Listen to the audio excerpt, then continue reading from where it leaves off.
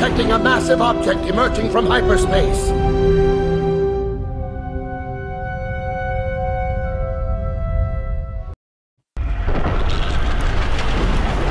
Any surviving units? We need more time to rig the charges on the droid factory. You've got to push those clankers back! All that's left, sir. When I got the update, I expected this to be like so many other Battlefront 2 updates. It would either not be completely finished, or super buggy. To my surprise, it felt complete, was very immersive, and a lot of fun to play. I went in expecting a half-completed game, and was glad to see I was wrong. I actually have a lot of good things to say regarding the map and its design. It feels real. I feel like I'm in the battle. One detail that any movie fan will recognize is the dust storm. I remember hoping that something like this would be in the game, since it was seen during Attack of the Clones.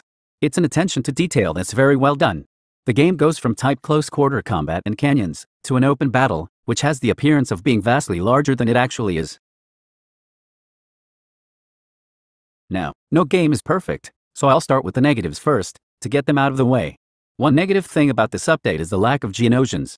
You see them, but can't play as them. I know that in Attack of the Clones, you really only see clones versus droids, but the addition of Geonosian soldiers would have been a nice touch, that just adds to the experience. I was also disappointed that there is no air battle to accompany the ground battle. For a battle that, historically, had tons of gunships and Geonosian fighters, it just seems off that they aren't present in this game. I'd like to talk about the vehicles for this map. The ATTE being added in was a smart move.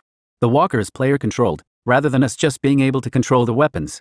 The Separatist AAT tank was also added into the game, and roughly the same as the ATTE. This adds to the overall feeling of actually being in the battle, on the planet.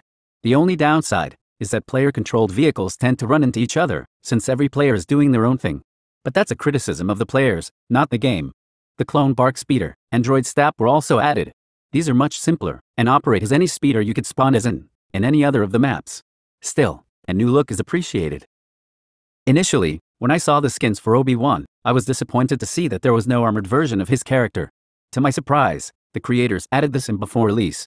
Just another example of the attention to detail used for this update. It was a Clone Wars outfit, and it only makes sense to include it in the Clone Wars season of the game. It looks so nice to have the General Kenobi skin. I mean, just look at him. It's also the closest we're going to get to a live-action version of how he appears in the Clone Wars. The only downside to these skins is the cost to obtain them. Tens of thousands of credits seems a bit unfair to those who don't have ample time to play. I gotta say, this was a pleasant surprise. If Battlefront 2 was released, and the game was as it is today, I'm certain it would have been much better received.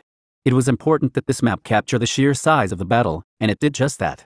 Geonosis was the first map I played in the original Battlefront 2, so for the creators of this game, to get Geonosis right, was very important to me. If you're like me, and we're pretty much done with Battlefront 2, I recommend giving it another try. This map makes up for a lot of the shortcomings. It's intense, and fun to play.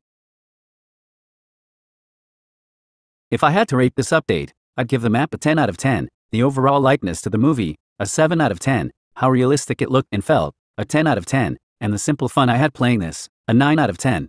Which gives this update an overall score of 90%.